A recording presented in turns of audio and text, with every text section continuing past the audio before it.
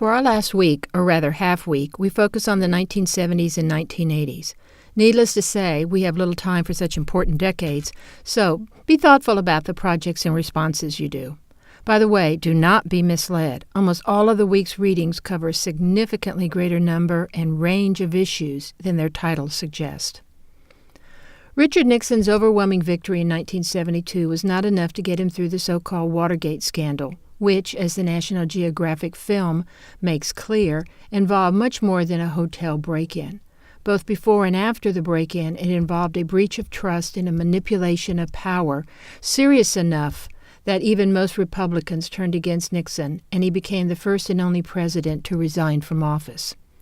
However, his 6 years as president are known for much more than the events that led to his public humiliation, including presidential visits to Red China and the Soviet Union, as Nixon and his Secretary of State, Henry Kissinger, sought to deal more realistically with a world that was not bipolar, communist versus capitalist, but multipolar, taking advantage of the increasingly obvious Sino-Soviet split and existence of non-aligned countries. In addition, Nixon's second term included over half of the Vietnam War and half of its American casualties, but also the end of American involvement there. The man who filled the presidency's dirtied chair was the much-respected representative from Michigan, Gerald Ford, who was appointed vice president after Spiro Agnew resigned due to charges of tax fraud and corruption while he was governor of Maryland. With Nixon's resignation, Ford became the first and only president not elected to either the presidency or the vice presidency. Down to earth and trustworthy, Ford sought to end our long national nightmare by pardoning Nixon. His presidential honeymoon ended abruptly as a result. Anger against Nixon was too great, although Ford became not a crook like Nixon, but a bumbler, as depicted by Chevy Chase on the early Saturday Night Live, or as a good-hearted, honest public servant, as depicted by cartoonists years later.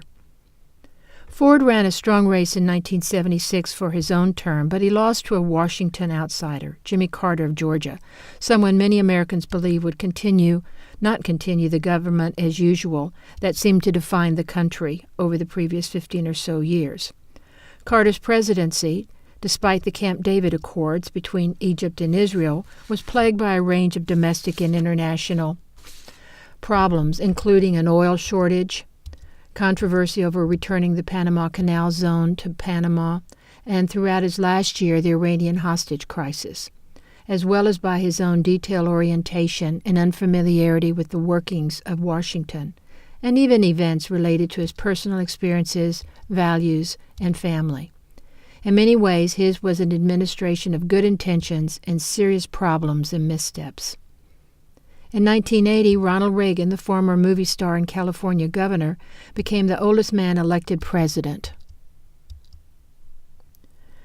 In 1984, his uplifting spirit led to a stunningly easy victory in a second term. Now let's look at the overview. The 1970s and 1980s were decades of economic concerns, of threats to America's sense of itself, and of focus on individual identity, all outgrowths in one way or another of the 1960s. There were years of continued politicizing of the Olympic Games, but also of sports heroes and cultural icons and fashion change, however bad they were. Families of one type or another continued to dominate television, with women and minorities depicted in greater numbers and differently, both good and bad, than in decades past. Famously, President Reagan challenged the Soviets to tear down that wall as he sought to deal with the evil empire, increasing the tensions of the weakening Cold War as he promoted a Star Wars defense and economic reform, along with a buildup of defense spending and a resultant rise in the national debt.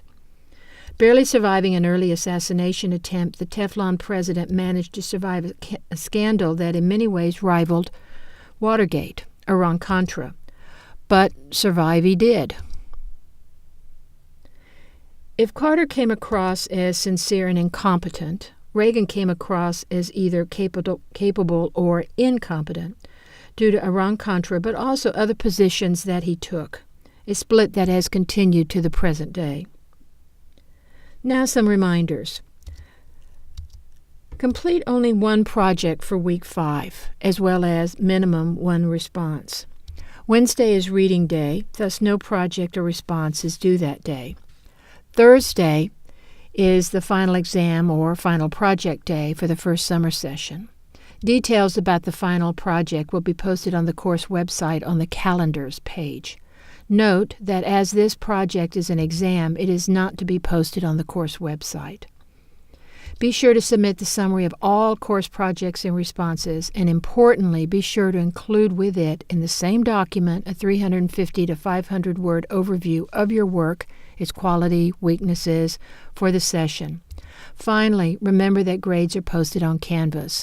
And a final, don't forget the Writing Center.